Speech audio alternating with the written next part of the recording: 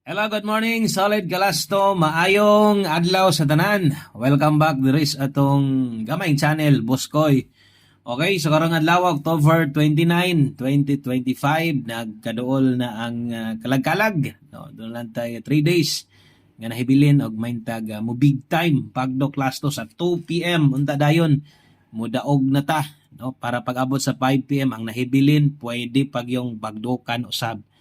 So abaye ang ato ang tulo ka adlaw na hibilin maningkamot ko nga sa tulo ka adlaw nato maka-update ta diri sa inyo ha, bisan og parehas lang aning short video or maka-live ta or okay na ta bisan short video lang kabalo naman mo nga kas-araman sa ta mo upload diri. Okay?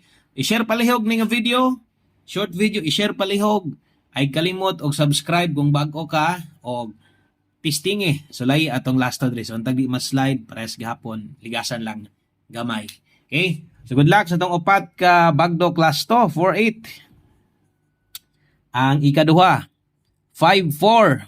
So upat ni no. So basing niya 4854 lang sad gag pero napakay kwartang gamay bisag ka mo 84 or 45. Bisag ginagmay lang balik taya sayang pod no. Abilin na lang pod bahala og rambo o kanang sa rambol nimo ginagmay lang 01 og ang ulahi do na ta dihay 38. So daghang kayong salamat. Good luck sa ton 385448 og 01.